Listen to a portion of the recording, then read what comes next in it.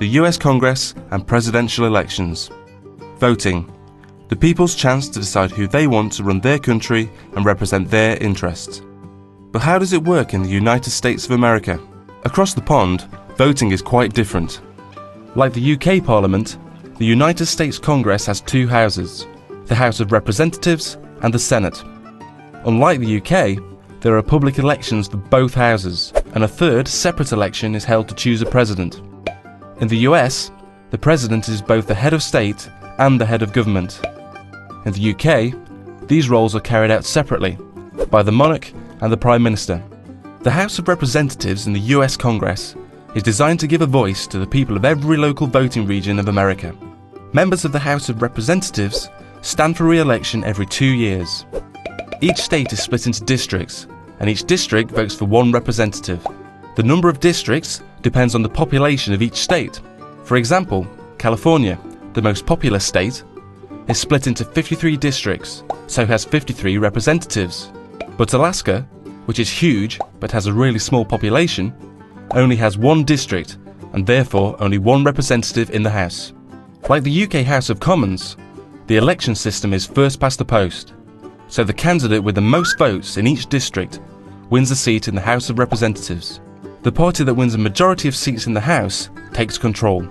The ideal situation for a president is that the House is controlled by their own party. However, with elections held every 2 years, there's always a midterm election in the middle of a president's time in office. If the public thinks that the president's not doing a great job, they can vote in more members of the opposition party, making it more difficult for the president to pass laws. The Senate in the US Congress, like the House of Lords in the UK Parliament, is sometimes called the upper house. George Washington described the Senate as the saucer that cools the coffee, meaning that it's their job to scrutinise and question all proposals made by both the House of Representatives and the President, before voting to decide whether they should proceed as law. Senators, like members of the House of Representatives, are also elected to their seats by the public. Senators serve 6-year terms, and elections are staggered, so every 2 years, a third of the senators run for re-election. Each state is represented by 2 senators, regardless of its population. And again, the first past the post voting system is used, so the candidate with the most votes wins. So how do Americans choose their leader? Well, presidential elections take place every 4 years. The 2 main parties, the Democrats and the Republicans, host big get-togethers where they choose their presidential candidate, the person they think will be the best leader for the nation.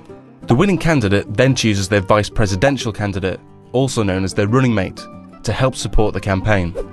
Presidential candidates usually choose someone with different areas of skill or knowledge, so they present voters with the best package.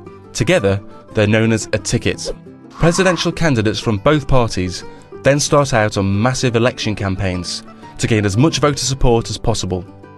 They travel across the country and hold great big campaign rallies where they set out their policies and their ideas for the whole country. These campaigns cost money, lots of it, so both candidates have large campaign teams who help raise the tens of millions of dollars needed to keep them afloat. When it comes to election day, the public go to the polls to vote for one presidential ticket.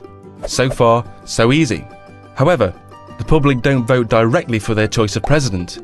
Instead, a system called the Electoral College is used. Each state is allocated a number of electors that will make the final choice. A state has the same number of electors as it does senators and representatives.